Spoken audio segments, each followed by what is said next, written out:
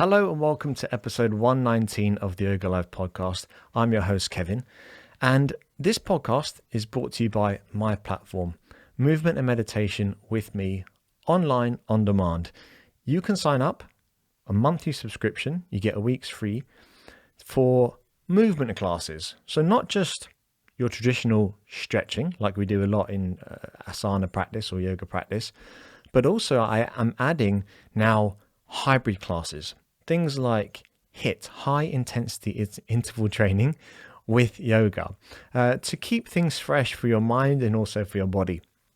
And then you can couple that with your audio meditation classes. So all you got to do is go to kevinboyyoga.ie/membership and you get a 3 weeks trial. You can cancel anytime, there's no contract, it's just €19 a month, and that's new content every single week. Today we have with us Emer O'Neill. Emer is a teacher by profession. She's a mother, and she's heavily involved in working for and bringing about racial equality in Ireland. She's based in Bray, and Bray have a group called Bray for Love, which Emer's a part of. And essentially, this is a pre-recorded intro. I've already had the conversation with Emer, but from the conversation we had, my takeaway is that Emer is coming at this challenge with a sense of love, compassion, and in a very constructive way. So I hope you enjoy the conversation that we have. She has a lot to share, a lot to offer. So without further ado, here is Emer. Emer. Hi.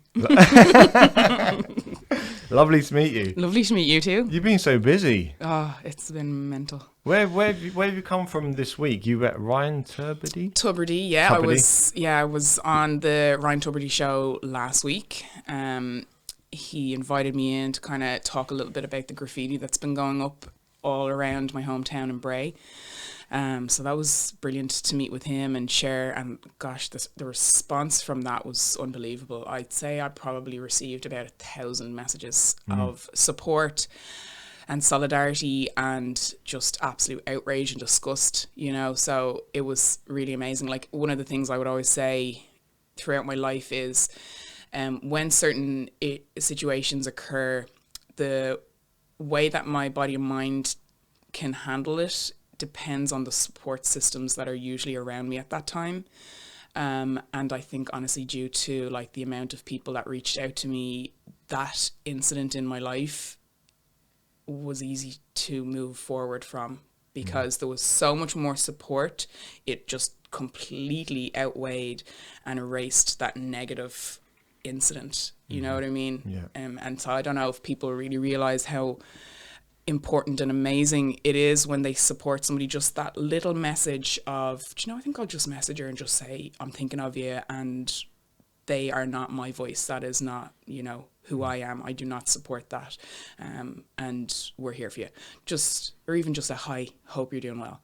It's like, people can't comprehend how much that means to somebody who is kind of in distress or feeling, you know, it's a hate crime. You know, I had my name plastered all over walls, calling me a slut and telling me that all lives matter.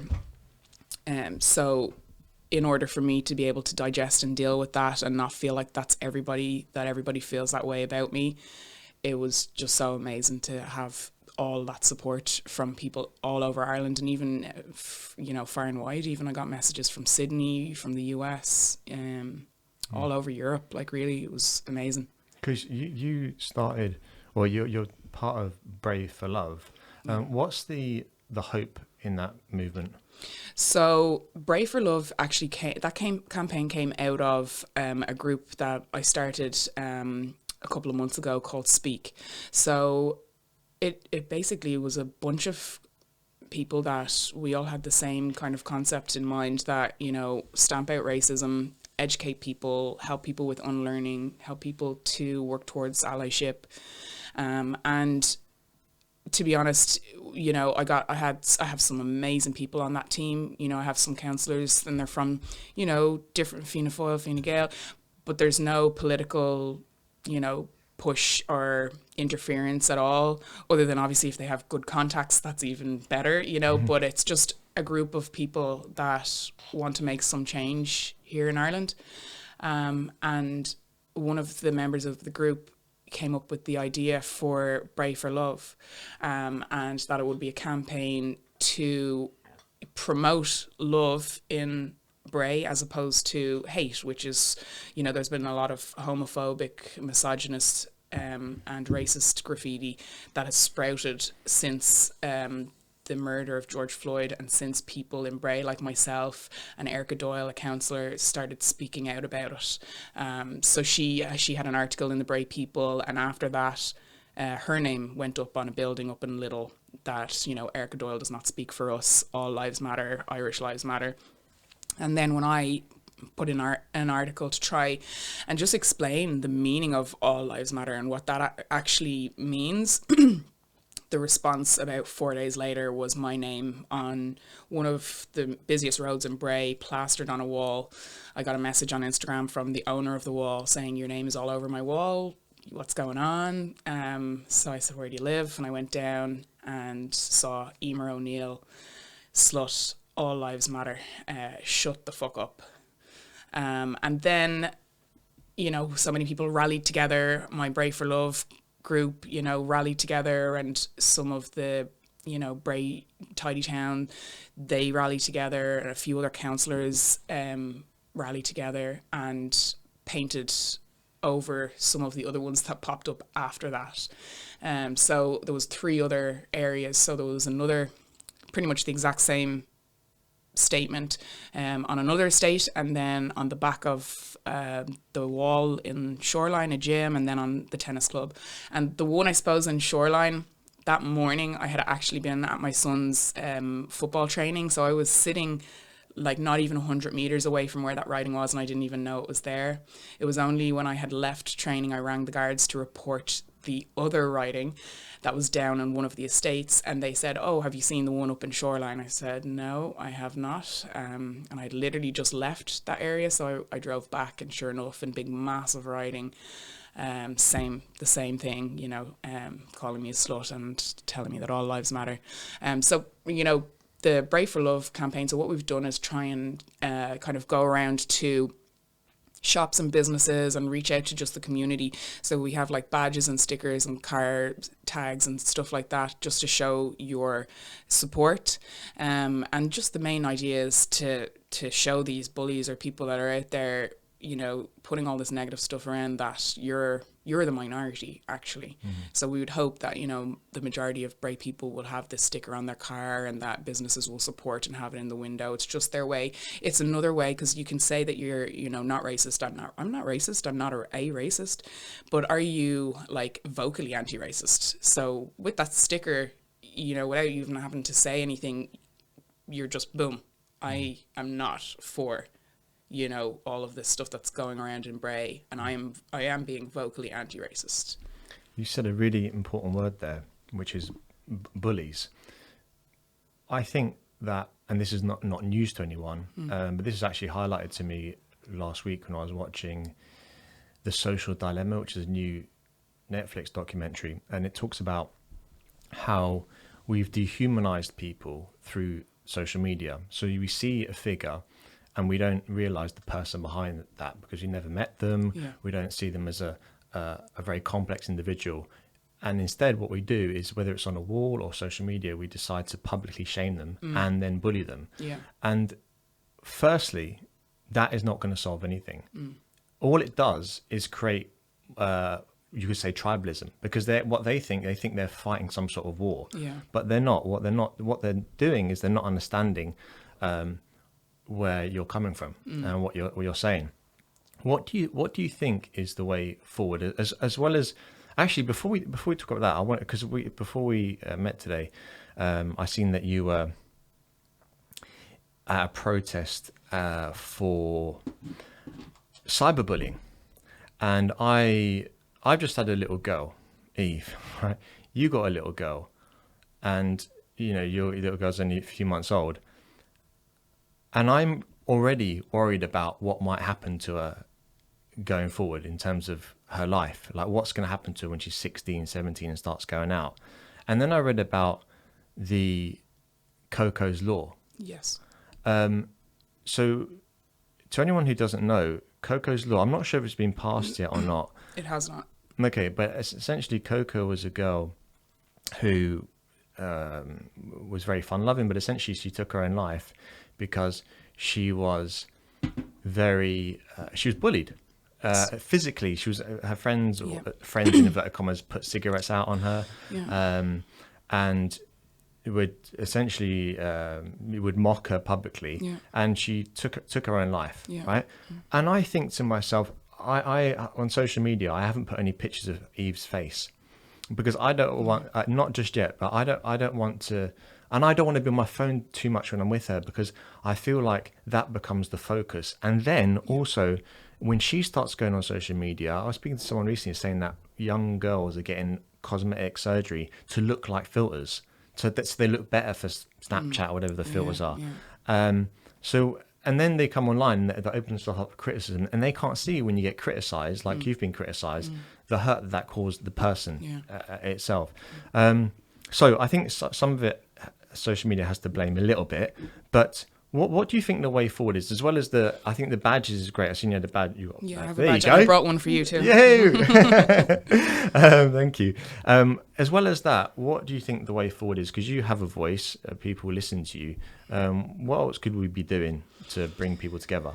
Well, do you want me to talk about the bullying, the cyberbullying yes, first? Please. Yes. Okay, so so I went out there. In the last couple of months, I actually made friends with Aisling O'Neill, and she's the mother of Mia O'Neill, who took her life a year ago as well, at the age of 16, and that was due to online bullying, but also bullying in general in school, anywhere she went, walking home from the shop, and a lot of her bullying was racially driven. So since speaking to her mum, since the age of probably 4 years old, she has been racially, abused by people in her local community. And I think it just got too much for her. And she was in a lot of different facilities and getting a lot of, help, but some of which was not great. And I think it definitely should have been prevented. But I don't think that her or her family were getting the aid really that they needed. I want to mention just two groups that are important to follow. So March for Justice Ireland is one group that has been hugely behind Coco's Law and driving this forward. Also, One Life Ireland is also a representative of, driving forward for, pushing this law for anti-online bullying. So this Coco's Law has been completed for 3 years. So it's been sitting for 3 years, which is outrageous. And in that time, more and more young, beautiful Irish children have killed themselves. And the repercussions for those bullies online is nada. There's nothing, because we have no law to say that is an offence. So in full, these bullies murdered Mia O'Neill, but they will not suffer any consequences, even though all the messages are there. They have all the, Snapchats, WhatsApp messages, Instagram thing, anything that was sent to her. They have, proof of it and who it was sent by, but it's out of the guards' hands because there is no law. They actually haven't committed a crime. So that's why it's so important for this law to be passed. And I do believe that before December that will happen. But even still, I want people to always remember, these girls' names. And for me, obviously, Mia had a huge impact on me because speaking to her mum and the way that she felt about herself as a person and her body and her looks, I could relate to that so well, because that was literally me at that same age. And I wish more than anything that I hadn't known them then, that I might have even been able to talk to her and let her know that she wasn't alone and that things do get better, because it is hard for mixed race children, because we are not represented very much in this country. Even just as far as walking outside your front door, you never really see anybody that looks like you. So it's hugely impactful if you can have a close relationship with somebody that can actually relate to, the trials and tribulations you've been through. Like, Black people and mixed race people, the racism that they face is quite different. So for a mixed race person, not only are you not accepted by white people because you're not white, you're also sometimes not accepted by Black people because you're not Black either. So you find yourself in this limbo, and suffer quite a bit with identity. And that's, a whole nother conversation really. But as far as that law goes, it is so important, and these mothers are the ones that actually fought for this. It's Coco's mom who fought for this initially, and they had to, because nobody else was doing it. They physically have had to do this, as well as dealing with the death of their children. Being there outside Leinster House and listening to them was just absolutely heartbreaking. I will never forget the sound of their cries. I will never forget it. It's haunting. As I stood there watching with my daughter, Sunny Ray, and just thinking to myself, how I don't know if I could live if anything like that happened to her, So it's so important that this law is passed, and that people are aware of, that other side of things, that online bullying. Luckily, our generation, we didn't have that kind of stuff. You'd have an argument at school, and then you'd go away, and then you'd come back the next day, and it might have been forgotten or not, but it was never plastered all over social media, And I do feel for, the Generation Z and so on, that their whole lives are documented, whether they like it or not. I wonder though I wonder what I could do as a parent. Like, I look at Eve, and I was looking at her this morning, and I'm so attached to her so quickly. I didn't think I would be. Other lads told me that when you're a man, you have a baby, and you're kind of on the outskirts, and you're just like the assistant, whatever. I don't feel that way. I feel like, because I put her in a sling from day one. I had her in a sling, and so I feel like obviously not the same thing, but I'm like a kangaroo or something carrying the baby, and that close contact has made me feel really close to her. But I had a flash forward, and I thought, like, when she is that age, what am I going to say to her to make her realize that what a small percentage of people are saying isn't a reflection on her character? Because I think social media is fantastic in loads of different ways, but the biggest problem, I think, is that we're substituting it for real face-to-face meeting. This is one of the reasons why I started a podcast, because we rely now on little snippets of people, and we take out things out of context, and then we build something, a persona about them that may be completely inaccurate. And we're still humans that for hundreds of thousands of years of evolution, that you really get to know someone when you actually meet them face to face. Definitely.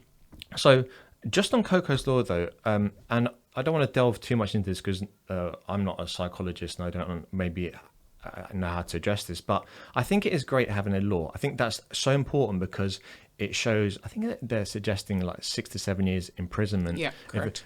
Right. Because then that's one, it's a big talking point. You're like, shit, this is really serious. Yeah.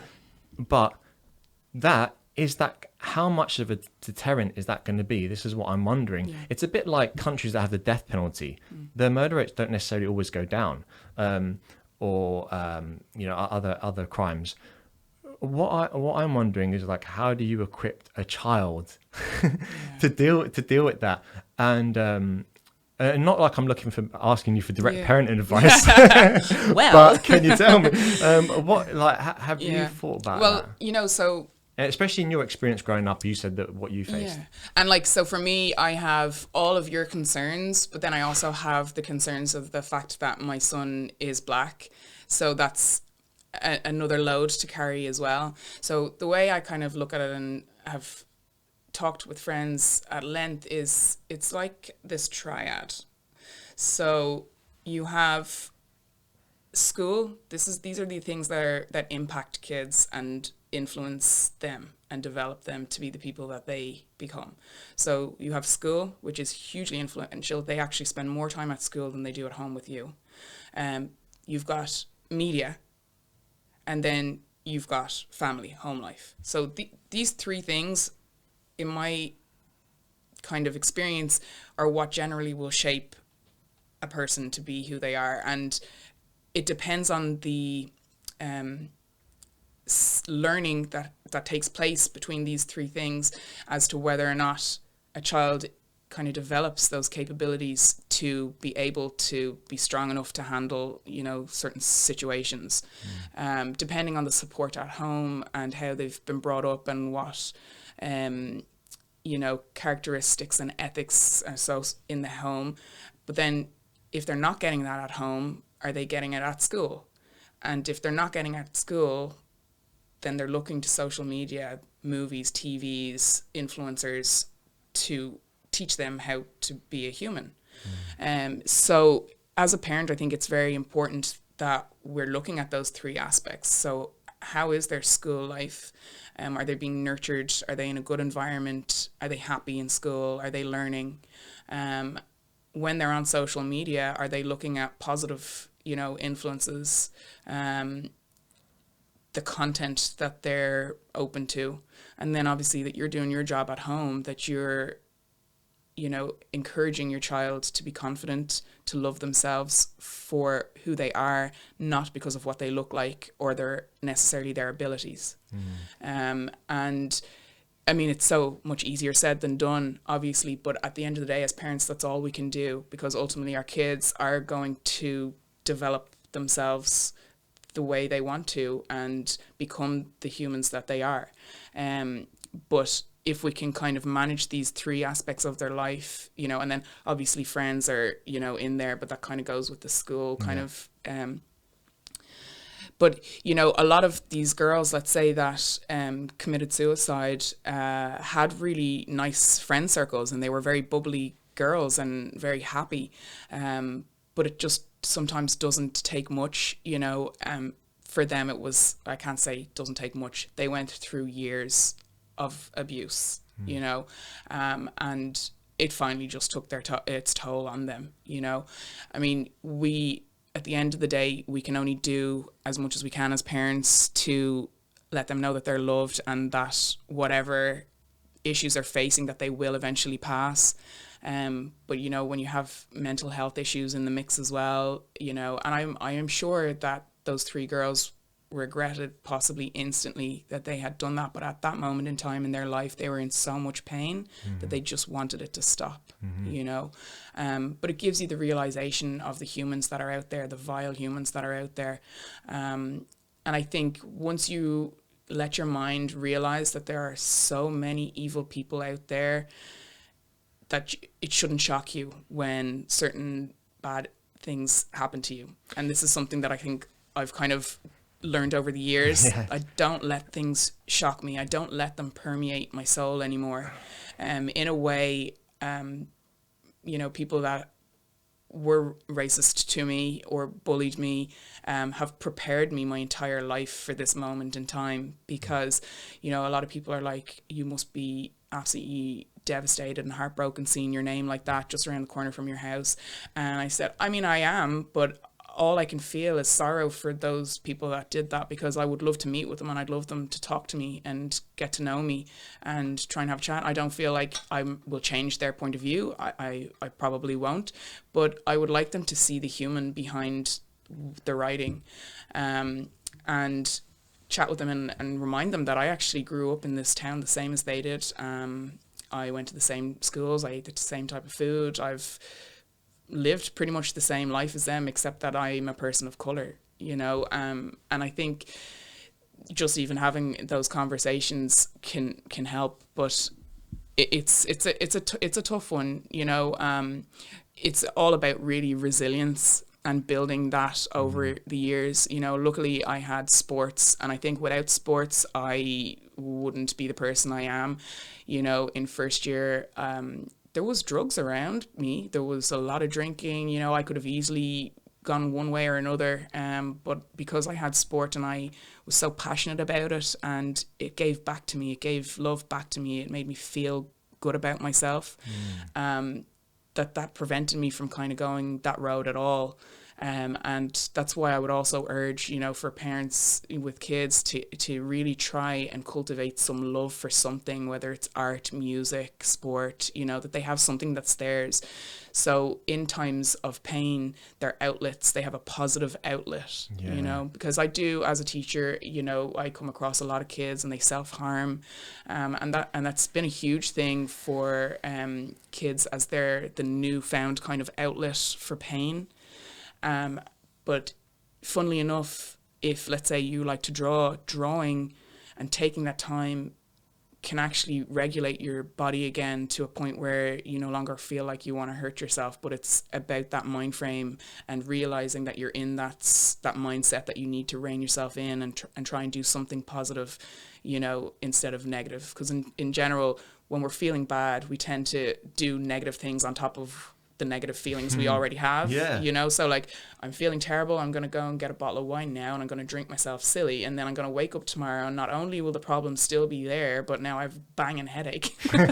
You know, it's human nature. But I think, those tools of learning how to cope are so huge, you know. And we learn so much in school about what has happened in the past, what we expect from the future, what's happening in the present, but tools like, you know, being able to, you know, handle pain, suffering, you know, traumatic issues, I think they're the life skills really that are the most important for kids to learn at an early age. Yeah, you said really good points there I want to pick up on.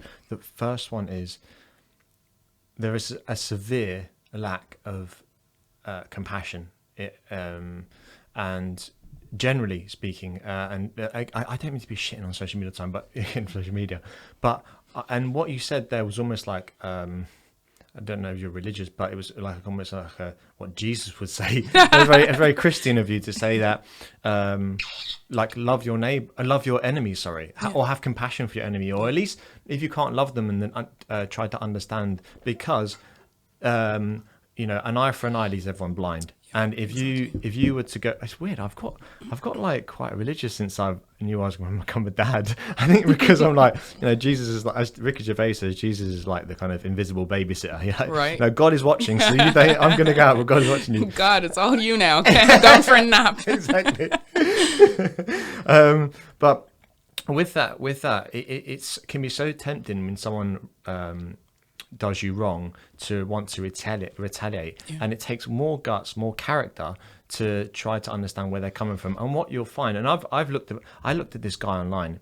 He was on the Joe Rogan Experience. I wish I remembered his name. Big fella, black guy, long hair, looks like has that kind of like Reverend Al Sharpton kind of hair. But he now meets members of the KKK. That's his thing. He like collects their robes and studies them essentially. And now he's had. I have seen. I've seen clips of that. He's brilliant. But and now this is an extreme, but it just shows you what's possible. And he has had, like, I think they call themselves wizards or some bizarre name, that kind of that guy high up in the KKK. They've actually like come out of that because of him, because he showed so much compassion. Now that takes unbelievable character to do that, because we want to always feel like. I think there's an instinct for tribalism, but tribalism is not good. It kills everyone. You know, someone's going to die. So there's that. The first thing is, let's try and be more compassionate. I know it sounds like an obvious thing to say, but it's not. Sometimes you need to really stop yourself and focus on it. You know, to feel empathy, you know, towards others, and just put yourself in those shoes. Like for me, I don't know what walk of life these people have had to have that hate in their heart. But like I said, when I say I feel sorry for them, it's not in a condescending way. I really legitimately do, because there's a lot of hate in their heart, and to carry that around with you, to hate somebody so much that you don't even know, to want to write their name and make them feel bad, like you must have a lot of kind of pain inside you. Yeah, I mean, what kind of person, like, could they go home to their son, daughter, or their mum and say, "This is what I did today"? I mean, like, that is so. What's deplorable, but. The other thing is what is really important to highlight is that about kind of not being a victim. So you've had this shit happen to you, but you're not taking. This is my assumption, but you're not taking a kind of victim status. And I think maybe that comes from growing up as and playing basketball at such a high level that you are you can take accountability and to say, like, I'm not going to let the situation own me. I'm going to use this to highlight something that's really important. Definitely. So that is the importance. So I'm so conscious that when people see Eve, they're like, oh, she's so beautiful, whatever, she looks like her dad. No, I'm joking. No, but she's so beautiful and stuff. And I find that she's only been alive 4 days, but I find I'm like, God, you're so gorgeous, I love you, sweetie, all this stuff. But I know that as she gets older, I'm going to say, right, Eve, let's get into sports. Let's test ourselves. Exactly. And when you go out there, if someone shouts at you, I've kind of prepared all this stuff in my head. Yeah, good. Because I was rubbish at sports. Good on you. Everyone was shouting at me. But like, I'd be like, Eve, when someone shouts at you, understand that maybe they're hurting. Yeah. They're angry at themselves. Yeah. If someone tries to bully you, something about them, what's their home life like? Exactly. So if someone pulls your hair or calls you a word, they may go home to a mother or father that bullies them. Yeah. And it's like, my mum and dad were fantastic, right, when I was growing up. But my dad would be like, what do you try to do? I try to hit me, Dad, or hit him back. I'm like, I tried that and I got beaten up a lot. So it's not working, Dad. but sports is so important. I because it builds character. 100%. I think it's very easy to become the victim, and I think if I had allowed that years ago, I probably wouldn't still be alive, and that's being honest. I met a woman when I was in the States, and we got talking about kind of her background. So she was currently doing her PhD, and it was something that I wanted to amount to, so I was really intrigued. And she was a Black woman as well.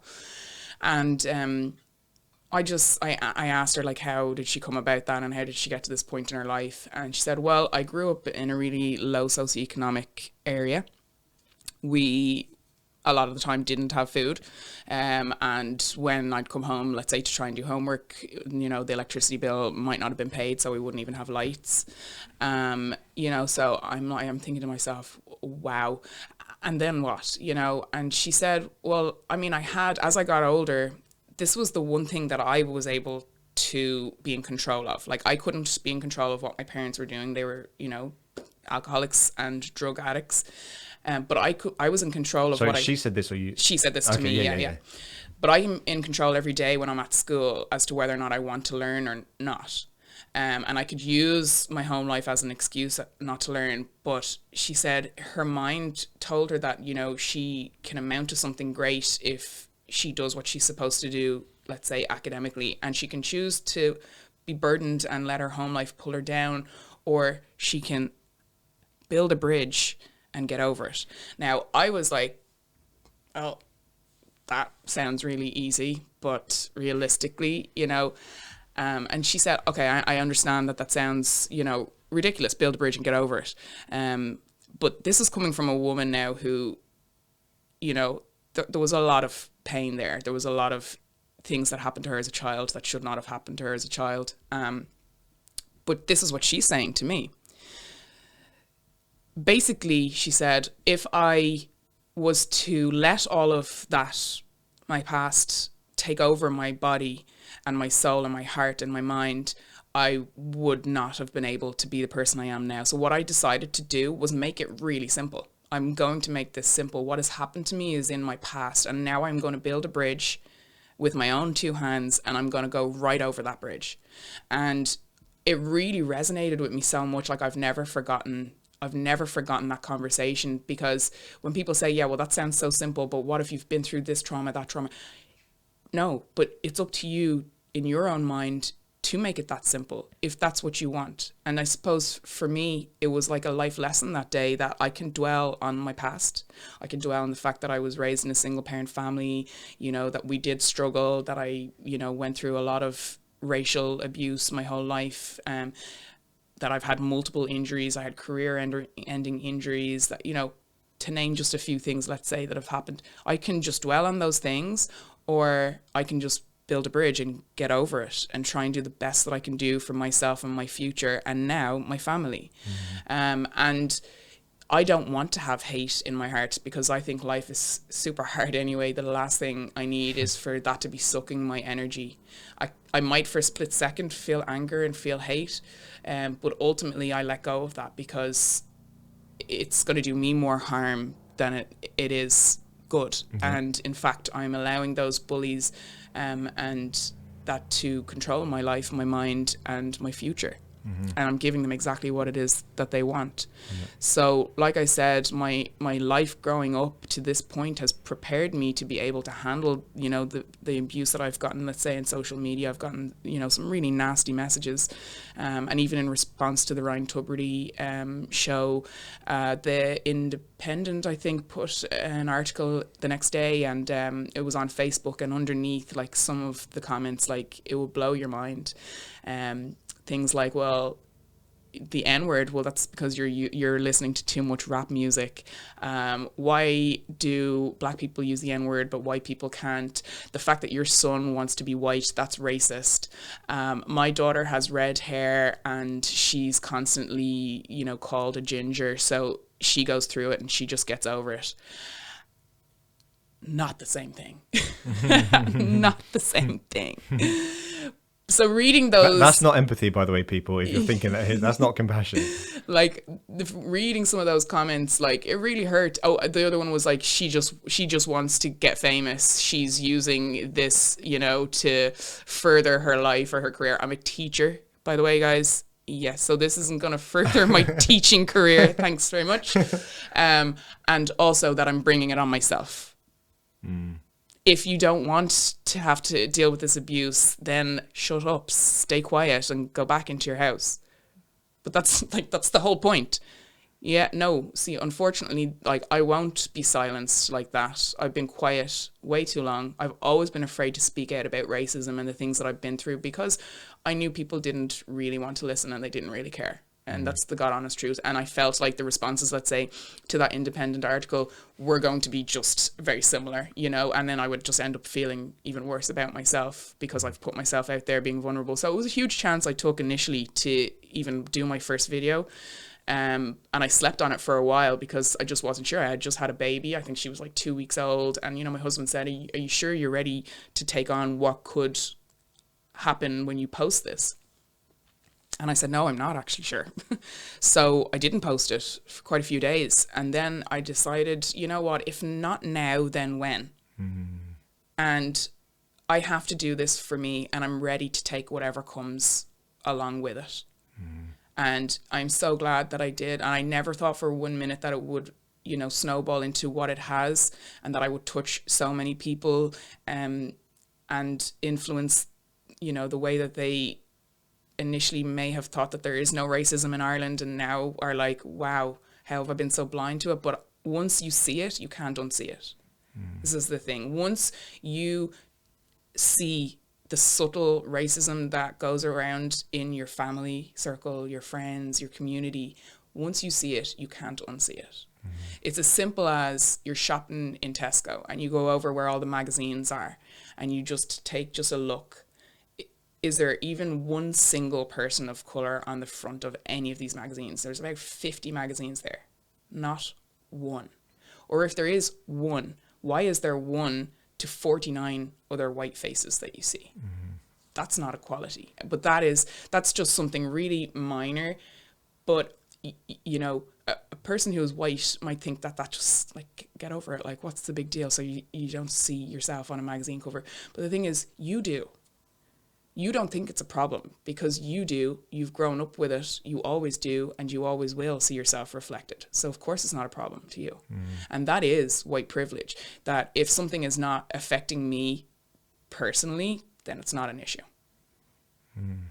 But it's when you step outside of that bubble and realize and start to begin to have empathy. I think when I spoke about my son, telling me that he wanted to be white and he wanted to be like his dad, same color as his dad, and even my own story of as a child trying to scrub the brown off my skin, I think that's when people's eyes open and think, well, I have a child. Imagine my child came home to me and said that. Where you can step outside of your own bubble and realize, like, as a human, that is not right. As a human, to think of a child, the most innocent creatures on this planet, that they feel like they don't want to be in the skin that they're in based on social media, their peers, and what they see every day in their world and in their life, that's how, because that didn't just come from nowhere. You know, when you have a 5-year-old say to you that I want to be white, why is that happening? You know, I grew up in a house with my mum, and my mum was white, so I didn't even have anybody that looked like me. At least he has me, but he will still say to me, yeah, but you're white, Mum, you're not like me, like I'm really black. And it's just even those the words, and it's like to say that the word black is even like a negative word. And I think as a society we need to start getting really comfortable with the word black, because it's not a bad word. Black is beautiful, and black is just another one of us humans, you know.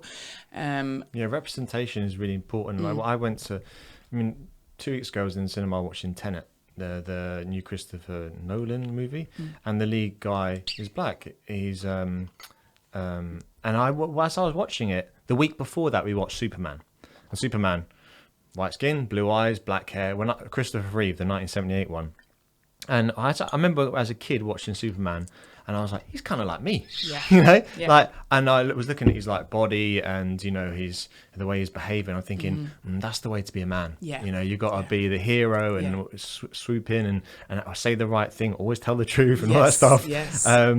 And it's subliminal maybe, or subconscious, should I say, but you see these images and it sticks in your head and you think like, I can match that. We all need role models, essentially. So what's next for you then? So I don't mean today. I mean us. Yeah, I'll just go through a few things that have happened kind of since this all started. So I've done a bunch of kind of Instagram takeovers. So the idea for me for that was to get onto other people's pages that may not have, like, you know, black friends or mixed race friends, or may have nobody of color on their timeline. And so, you know, the Black Lives Matter movement was a huge thing for a couple of weeks, and then once it's gone, then they're not seeing anything else. So by me coming onto a page that has other followers that wouldn't follow me and may have now completely switched off to the Black Lives Matter movement, it's like, boom, we're back again, and here's Emer, and it's still going on, it hasn't gone. And then just like I've had some major platforms with, like, you know, where people have like 48,000 followers, and it's like just to try and reach, you know, even out of that, if you can reach even one person and change their point of view on things, or help them to, if they're on the fence as to whether or not they want to be a racist or not, or if they feel like they aren't a racist, but when I speak and I tell my stories, they realize I've done a lot of that stuff. Oh my gosh, I didn't even realize there was an issue with it. Things like, you know, like touching my hair. So touching a black person's hair, you know, and people will think, well, what's wrong with that? You know, but you don't think there's anything wrong with it because nobody does it to you. But just imagine if you had strangers literally just coming up and touching your hair when you're out, and you're in my space. Like, that's, I mean, it's not okay. Like, if I meet you and I just start touching your hair, you're weirded out, right? You're like, why? I don't even know you. But for some reason, I should be okay with that because people are interested. That's not fair, you know? Or even just the general kind of sayings that are out there, like somebody working really hard, working like the blacks. You know, there's a lot of these kind of sayings, and they're old sayings that are still being said, but people don't realize that they are racist. And like, when you say somebody is working like the blacks, that's referring to slavery, when black people were worked to death, you know. My main goal really, I suppose, is to try and get people really thinking about their words and their thoughts, and being honest with themselves. If they've walked along a road and walked past a black person and thought to themselves, I wonder if they're on social welfare, fucking bleeding our country dry. I don't know, have you? You know, I told a story one time. I had actually represented Ireland down in the country. We had training, we played a few matches, and I had come back and I was in Houston Station sitting with one of my teammates waiting for my mum to pick me up, and this very well-spoken woman walked by me and said, oh, go back to your own country, and walked past me. And I'm sitting there in in Irish kit. Like, obviously she probably didn't notice, but the irony of it, I thought, you know, but it's just so important that as a society we start calling people out. You know, it's too many times that you're in company with somebody and somebody says something that you know is racist, but you're like, they didn't mean it, we'll let it go. It's like that time now though that you say, sorry Josephine, you can't actually say stuff like that. You do realize that that's a racial slur, so that Josephine will be like, really, I've been saying it for years. Well, you can't anymore. Okay. And it's as simple as that. And I mean, I know there's people that are going to lose friends. You might fall out with family members. But I mean, if you do care that enough and that much, and you are saying that you are not a racist, then it shouldn't be an issue for you. Yeah. You know, you should be able to be confident to stand up and express that that's wrong. And how you said it there, how you role played that, you did that, you're doing it in a way that shows I know compassion again, because there's a difference between saying, like, do not say this, just don't ever say that word, as opposed to, if you say that word, this is how it can make someone feel. What words upset you? Well, if someone, like for example, I have someone who's very close to me who works with members of the traveling community, and they get discriminated against quite a lot, and there's some words that people will just use to describe them, which I've used in the past. Not think like, well, after I watched the movie Snatch and stuff, I would just say certain words, not thinking. But it takes someone to say to you. I think, Mal, I could be wrong here, and I've been wrong before, but say, like, and this person who works with these people, this community of people, will say to me, you know what, Kev, this is kind of what their life is like, and this is what they face, and you should actually refer to them this way. And I was like, I never even thought about that. I never even thought about it. But but then, because then you start to tie in, look, they were a baby once, I was a baby once. We both grew up, and we had different influences. They were loved, I was loved. But yet they experienced this, and I wouldn't know what that's like. Exactly. But it's and that's why I think what you're doing is so important, because the way you're delivering it is with a lot of compassion, but also a lot of force. And so fair play. That's in a very Irish way. Thank fair you. Play. So then just some other stuff. So I was a part of a hair focus group. So a company in Dublin, they are thinking of opening some black hair salons in Ireland, because this is another aspect of life that like is quite hard. Like, I can't just go into a hairdresser's and get my hair done, because people don't know how to do my hair, and usually it's a really big ordeal and it's quite embarrassing, and I've been turned away plenty of times, or I've had like 4 people come over touching my hair and being like, no, or I've been told like, this is the price for short hair, but because your hair is like so thick, we're gonna have to charge you for long hair, so it's like double price. You know, it so much so that I would not go to a hairdresser's in Ireland anymore. Like, it's just been awful. And even when I brought my son for his first haircut, I just thinking it's a boy, like that everybody's like, you know, a barber is a barber. No, well, silly me, because the shears, actually the blade got stuck in his hair, and she took about 15 minutes having to try and cut it out, and all this was a horrific experience. And this is, you know, for any parents out there, you remember your child's first haircut, it's a big deal, and they're usually very nervous and they don't necessarily want to be there. So just put on top of the fact that he had like the worst experience ever. Like, it took me months before I could get him to go and get a haircut again, because he was afraid, it hurt him, it was painful, and the person who was doing it had no idea, and it didn't need to be like that. So this focus group basically took like, I think over 100 people of colour, mixed race and black people, and got feedback from us about what we want and what we don't have here, and, you know, for the future what we'd like. Like, I'd love to be able to go on a mommy-daughter hairdressing date with my daughter Sunny Ray, but she has straight hair and I don't, so at the moment we won't ever be able to do that, you know. So one of the things too, then she's the vice president of the Irish Hairdressing Federation, Lisa Zink. I did a live with her, and so she would have loads of contacts and loads of hairdressers that were on there, and we talked about like upskilling. So if you're a hairdresser at the moment and you're not comfortable doing afro hair, would you think about upskilling and, you know, being comfortable to do that? So we're talking about doing some workshops and possibly bringing some hairdressers over from London to try and teach Irish hairdressers how to manage afro hair, because Ireland is ever changing, and I feel like it's not something that can be ignored. Like, you're going to have a person of color come into your shop and ask you to do their hair. And do you want to be the person that says, I can't do it? Or do you want to be the person that says, yes, I upskilled to ensure that you were going to have a great experience today. Let's go. Then I had an amazing opportunity to speak to the Institute of Advertising Federation Ireland. So the CEO, Charlie Stoney, it was her idea because she can clearly see the lack of diversity and representation in social media just in general media in Ireland.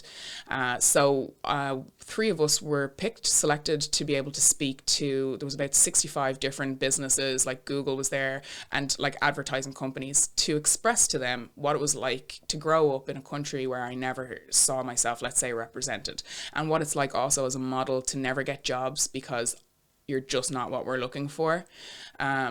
And still continues today, and the influences that has, like this European standard of beauty that I'm being held to, but I can never amount to because I'm not white. I don't have a thin, straight nose. I don't have thin, small lips. I don't have blue eyes. I don't have straight hair.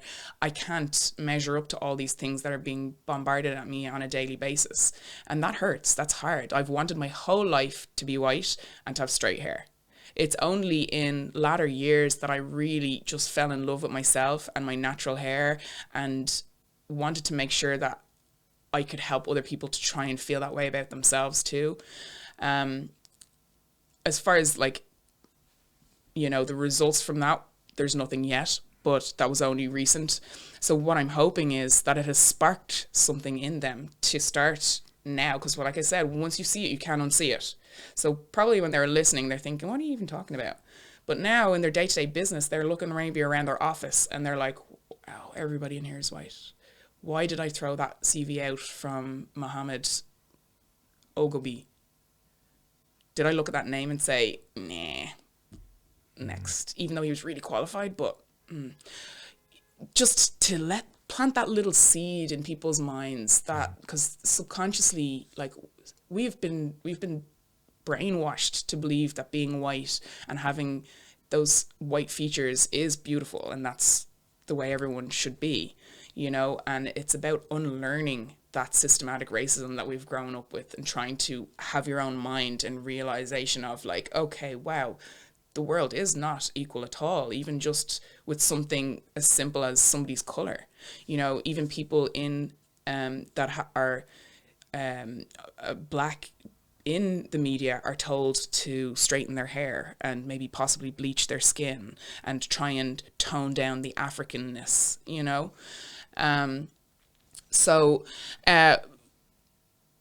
I'm continuing, doing lives. I'm going to actually go live on Monday with Aisling O'Neill, who's Mia's mum that we were speaking about earlier, so that she can get her story out there. And when I say it's a heartbreaking story, good Lord, but people need to hear it and people need to know, what her daughter went through for her to come to that final point in her life.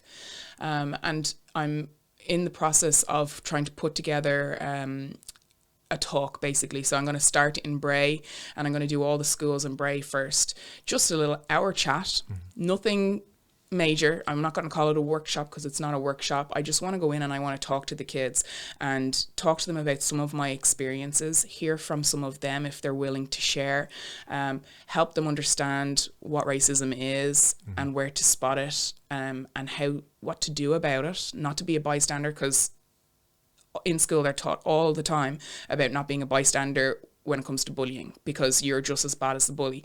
This goes the same thing for racism. So if you're a bystander to racism, you're just as bad as the racist. And trying to get that kind of through, and where to go to report it. So there's a new system, report.ie, specifically for hate crimes that it's an app, and you can also go online, because we've never had that before. So I've already reported 5 incidents within the last 2 months, one of which was my house getting egged, and obviously all of the graffiti. But these are just the little steps forward. Within my group, we've designed a school policy against anti-racism, because most schools they must have an anti-bullying policy, but there is no law there to say that they must have an anti-racism policy, which is not the same thing. Sometimes people like to put bullying and racism together. They're two completely separate entities and two completely separate things, completely. And so what I would hope is that every school in Ireland will have an anti-racism policy. So we have done basically an outline, and what I'm hoping to do is to send that to every school in the country, and then they can, put their own letterhead on the top and devise it in a way that suits their school. Mm-hmm. But every club should have that. Every organization, even like, I'm not just talking about kids, like I'm talking about in the workplace, there should be anti-racist policy in place as well. It's one of those things that you think goes without saying, but there is none. I'd be very shocked at any places really having a policy like that already in place, unless something had happened in the past in order for them to have to feel like they needed one. But everywhere it does need one. Yeah. And it just brings more awareness to the issues. Mm-hmm. So I'm really excited about that. I think it's with the kids is where this change will start. I know, and I have met people, and I will never be able to change their minds on this. As far as they're concerned, Black people are ignorant. They're leeches to the system of this country, and they aren't as intelligent as white people, and they just don't like them. I can't change that. They're too far down the rabbit hole. But when it comes to kids, they're so open and so loving and so ready to learn, and they have the capacity to feel empathy, because they haven't been harmed much yet in their life to turn kind of bitter in most circumstances. But yeah, so I'm really excited about that and chatting with them. So I'm hoping to kind of roll that out within the next couple of weeks. But there's loads of stuff kind of in the pipeline for us as a group, as Speak, and for our Bray campaign, and it's like we were talking about 5-year and 10-year plans. Like this isn't like a today or tomorrow thing, this is we're looking towards the future. This is going to be a long road, but my ultimate goal is that my grandkids will say to me, Emer or Granny, what was it like to face racism? Like, what did it feel like? And what kind of things did people do? Like, can you imagine that? If my grandkids had to ask me because they don't face it anymore? Mm-hmm. That's what I want. That's brilliant. Yeah. Oh my God, Emer, that was so good. I know you're a busy lady. Quick time check. It's gone 12. You've got to get out of here, unfortunately. Emer, thanks so much. If people want to find you, where do they go? So I'm on Facebook, Emer O'Neill, and then Instagram, I'm Emer O'Neill 14. And I really take pride in responding to people. It's important to me, if you take the time to reach out to me, that I reach back, and I just want everybody to know that the support that I've gotten and am getting is just so hugely appreciated to me and my family. Yeah. So thanks. Thank you so much. I hope you enjoyed that conversation. If you did, feel free to share it with a friend, or maybe leave a review on iTunes. That really helps. Or if you're watching on YouTube, you can like, subscribe, and maybe leave a comment. If you would like to support yourself and myself and my little family, you can sign up from my platform, Movement and Meditation with Kevin Online. Go to kevinboyyoga.ie/membership. And every week I add new content. There's no commitment at all. Do a 3 weeks trial, then €19 a month after that, and see how you get on. You can always reach out to me if you've got any questions or comments about the platform and the service. As always, thank you so much for listening, maybe watching. I hope you enjoyed it, and I hope to catch up with you again next week.